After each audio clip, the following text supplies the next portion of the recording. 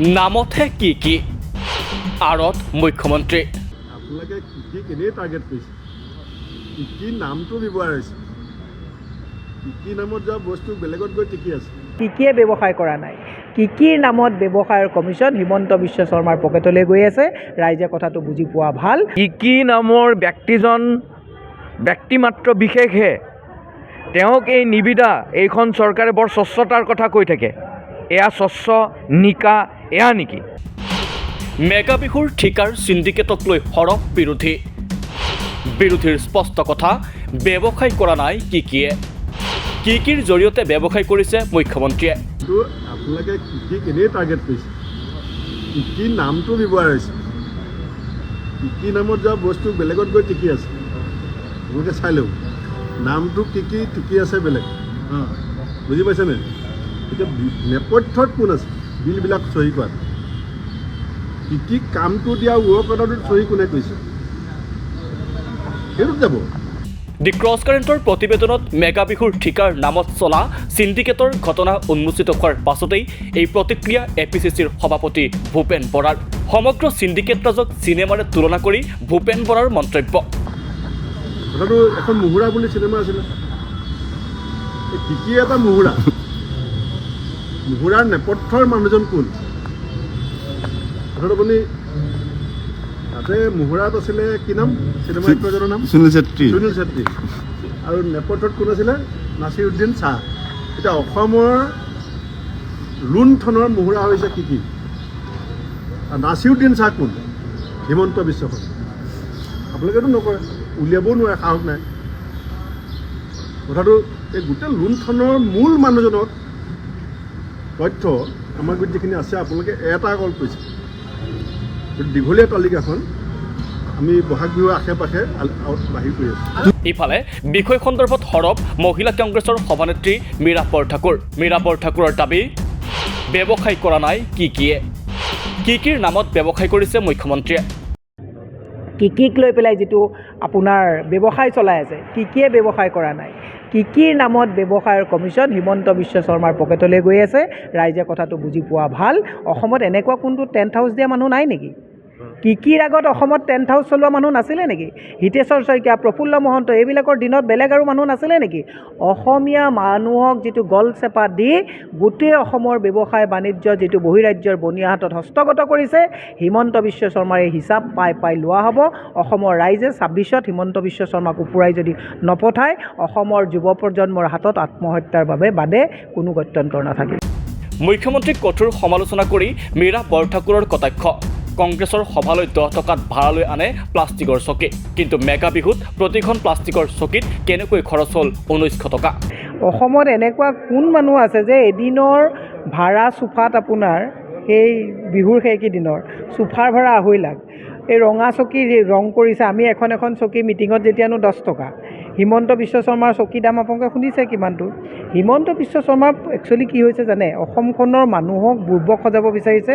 তেওঁ নিজে বান্দৰামি কৰিব বিচাৰিছে এই কথাবিলাক অত্যন্ত দুৰ্ভাগ্যজনক কথা আমি যেতিয়া কথাবিলাক কওঁ বহুতে কয় যে আপোনালোকে নিগেটিভ কথা কয় আপোনালোকে উৎসৱবিলাক হ'লে বেয়া পায় আপোনালোকে এই কথাবিলাক কৈ থাকে উৎসৱ হ'লে বেয়া নাপাওঁ কিন্তু আজি তাৰিখত 1,65,805 কোটি টকা 1 লাখ আপোনাৰ চিন্তা কৰক দেই কোটি টকা যেতিয়া 10,000 কোটি টকা ধাৰ ৰাখিছিলে তৰুণ গগৈ ডাঙৰীয়াই 15 বছৰত তেওঁ কৈছিলে ৰাইজ চাওক যুৱ প্ৰজন্মৰ কি হ'ব এইবিলাক ধাৰ পেলাই থৈ গৈছে ফেব্ৰুৱাৰী মাহটোত 3,650 কোটি টকা 3,650 কোটি টকা মই হিমন্ত বিশ্ব সমৰ্থকসকলক কৈছোঁ 3,650 কোটি টকা কাগজত একে কোবতে লিখিব পাৰে নেকি মই এই কথাটোকে কৈছোঁ গিনতি কৰিবতো নোৱাৰেই লিখিবলৈ পাৰিব নেকি আমাৰে অসুবিধা হ'ব ইমানটো লিখিবলৈ প্ৰসংগক্ৰমে এডভান্টেজ আসামক লৈও মুখ্যমন্ত্ৰীৰ বিৰুদ্ধে আক্ৰমণাত্মক মীৰা ঠাকুৰৰ দাবী এডভান্টেজ আসামত নিজৰ পাট মুগাকে বিক্ৰী কৰিলে মুখ্যমন্ত্ৰীয়ে ঢাক ঢোল ঠিকেই কৰিলে ৰিণিকী ভূঞাই তাতে কাপোৰৰ দোকান লগাই পেলাই কাপোৰ ঠিকেই বিকিলে যিমান বিদেশৰ পৰা মানুহ আহিছে সেই বিদেশৰ কাষ্টমাৰবিলাক ঠিকেই লৈ ল'লে যে ইয়াৰ পৰা শুৱালকুছি বন্ধ কৰি এৰী মুগা বন্ধ কৰি ৰিণিকী ভূঞাই গোটেই ৱৰ্ল্ডৰ যিবিলাক এডভান্টেজ আসামত মানুহে আহিলে সকলোকে নিজৰ পাট মুগাবিলাক চেল কৰিলে ইয়াতে সেইটো কথা পাণ্টা ৰাইজে বুজি পোৱা নাই। ইফালে মেগা বিহুত নাচনীয়ে পৰিধান কৰা কাপোৰক লৈও এইবাৰ নতুন প্ৰশ্নৰ অৱতাৰণা কৰিছে কংগ্ৰেছে। কংগ্ৰেছ নেতা দিব্যায়নৰ অভিযোগ, এই যোৱাবাৰ যি মেগা বিহু তাতে অনুষ্ঠিত হ'ল, সেই অনুষ্ঠিত হোৱা মেগা বিহুত যিমান ল'ৰা ছোৱালীয়ে বা আমাৰ বিহুৱতীসকলে পাৰ্টিচিপেট কৰিছিলে, সেই পাৰ্টিচিপেট কৰা বিহুৱতীসকলৰ যি চাদৰ মেখেলা, সেই চাদৰ মেখেলাটো ক্ৰয় কৰা হৈছিল বুলি তেওঁলোকে কৈছে। মই নাজানো, এইটো আপোনালোকে তথ্য লাহে লাহে এই আজি যেনেকৈ এইটো তথ্য উদ্ঘাটন হৈছে, এনেকুৱা ধৰণৰ তথ্য উদ্ঘাটন হৈ থাকিব। গোটেই মুগাৰ চাদৰ মেখেলা বা সেই সময়ত তাতে ল'ৰা ছোৱালীসকলে যিবোৰ মানে তাত পিন্ধিছিলে, সেই গোটেই কাজিৰঙাৰ কোনোবা মুখ্যমন্ত্ৰীৰ পত্নীৰ নামত বা তেনেকুৱা তাৰ পৰা অহা বুলি কালি সেই শুৱালকুছিৰ ল'ৰাজনে কৈছে। আৰু চিণ্ডিকেটৰ কথা কৈছিলোঁ, আপোনালোকৰ অফিচ গৈ পেলাই কোনোবাই ৰাতিৰ ভিতৰতে গৈ পেলাই হাৰ্ড ডিস্ক উঠাই লৈ আহিছিলে, এনেকুৱা ধৰণৰ গুণ্ডাগিৰি চলিছে। কোনোবা সুনীল বানচাল, কোনোবা হাজৰিকা নামৰ মন্ত্ৰীৰ পিছফালে থকাৰ কাৰণে দাদাগিৰি কৰি থাকিব। গতিকে এই কথাবিলাক, এইখন চৰকাৰৰ এই কথাবিলাক লাহে লাহে লাহে লাহে লাহে ৰাইজৰ ওচৰত সৎ সাহসেৰে আমি উঠাই লৈ যাব লাগিব। কি নামৰ ব্যক্তিমাত্ৰ বিশেষহে কংগ্ৰেছৰ সমান্তৰালভাৱে দি ক্ৰছ কাৰেণ্টৰ প্ৰতিবেদনৰ পাছতেই সোচ্চাৰ হৈছে ৰাজ্যৰ অন্যান্য বিৰোধী দলসমূহ।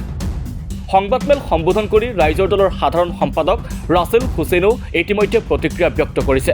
মেগা বিহুৰ বাবে অনা প্ৰতিখন সোফাৰ বিপৰীতে প্ৰায় 3 লাখকৈ টকা আদায় দিয়াক লৈ সোচ্চাৰ ৰাইজৰ দলৰ নেতাগৰাকী। 3 লাখ টকীয়াৰ সোফা কাৰ ঘৰত থাকে? ইয়াতে 3 লাখ টকা দামী সোফা নহয়, 3 লাখ টকাত সোফা ভাড়াত দিয়া হৈছে। 6খন সোফাৰ নামত 17,90,692 টকা মুকলি কৰে দিয়া হৈছে। 6খন সোফা ভাড়া দিয়াৰ নামত। তাৰমানে 3 লাখ টকীয়া সোফা বিক্ৰী কৰা নাই, 3 লাখ টকাত এখন সোফা ভাড়া দিছে।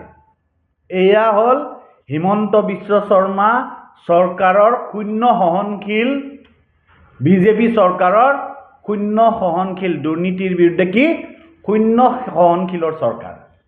এয়া হ'ল প্ৰকৃত স্বৰূপ।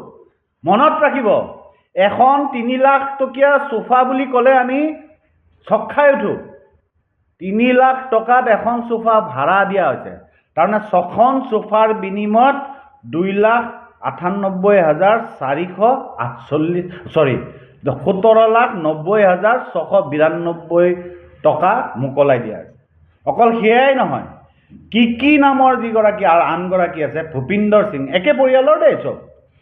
এই ভূপিন্দৰ সিং বোলাজনৰ নামত ৰঙা কাৰ্পেট, আমাৰ ঘৰত থকা ডাঙৰ ডাঙৰ কাৰ্পেটবোৰ নহয়, এই যে বিয়াত যে যায়, বিহু চিহুত যে কাৰ্পেট পাৰে, পাতল এখন কাৰ্পেট পৰ্দাৰ দৰে, সেই কাৰ্পেটখন পাৰাৰ কাৰণে, ৰঙা কাৰ্পেটখন পাৰাৰ কাৰণে 20,45,862 টকা দিয়া হৈছে। মেগা বিহুৰ চিণ্ডিকেট ৰাজক লৈ সৰব অসম জাতীয় পৰিষদো। অজাপ নেতা জগদীশ ভূঞাৰ দাবী, অসমৰ ঠিকাৰ সাম্ৰাজ্যত কি এতিয়া একছত্ৰী সম্ৰাট। সকলোবোৰ ঠিকা অকল সেই কি বোলা ভূপেন্দ্ৰ সিং সেই আছাম টেণ্ট হাউচৰ এই গ্ৰুপটোৱে পায়, তেওঁলোকৰ ভাতৃদ্বয়ে পায়। কেৱল অসমতে নহয়, তেওঁলোকে অসমৰ বাহিৰত যিবোৰ এক্সিবিশ্যন হয়, বিভিন্ন ধৰণৰ ইভেণ্ট হয়, সেইবিলাকত সেইটো দিল্লীতে হওক, গুজৰাটতে হওক বা বেনাৰসতে হওক, য'তেই নহওক কিয়, সেইবোৰৰো অসমৰ যিটো আছাম পেভিলিয়ন, সেই পেভিলিয়নটো বনোৱাৰ ঠিকাও তেওঁলোকেই পায়। তেওঁলোকে ইয়াৰ পৰা গৈ তাত সেইবোৰ কাম কৰে। গতিকে অসমৰ পেণ্ডেল বনোৱা বা যিকোনো ইভেণ্টৰ সামগ্ৰিক ব্যৱস্থাপনাৰ একচেটিয়া সম্ৰাট এতিয়া ভূপেন্দ্ৰ সিং। যাক কি বুলি কয় শ্বৰ্ট ফৰ্মত, মানে কি বুলি জানে। গতিকে তেওঁলোকে এতিয়া একছত্ৰী সম্ৰাট। অসমত সকলো ঠিকা, সকলো পেণ্ডেল যিমান হয় চব তেওঁলোকে পায়। আৰু তেওঁলোকে প্ৰতি বছৰে কেইবাশ কোটি টকা চৰকাৰৰ পৰা বিলৰ নামত আদায় কৰি নিয়ে। বিধানসভাৰ যিমানবোৰ কাম হয় চব তেওঁলোকে কৰে। গতিকে এইটো এটা ঘটনা ঘটি আছে। অসমৰ সৰু সুৰা টেণ্ট হাউচবোৰ ইতিমধ্যে মৃতপ্ৰায় হৈ পৰিল, তেওঁলোকৰ কাম কাজবোৰ নাই, তেওঁলোকক দায়িত্ব নিদিয়ে। এনেদৰে দি ক্ৰছ কাৰেণ্টৰ প্ৰতিবেদন প্ৰকাশৰ পাছত মেগা বিহুৰ চিণ্ডিকেট ৰাজক লৈ সৰব হৈছে বিৰোধীৰ দাবী, কি খ্যাত ভূপিন্দৰ পাল সিঙৰ জৰিয়তে অস্থায়ী পেণ্ডেলৰ নামত ব্যৱসায় চলাইছে ৰাজ্যৰ মুখ্যমন্ত্ৰীগৰাকীয়ে। বিৰোধীৰ এনেবোৰ অভিযোগ আৰু প্ৰশ্নৰ উত্তৰ মুখ্যমন্ত্ৰীয়ে দিব নে নিদিয়ে সেয়া হ'ব লক্ষণীয়।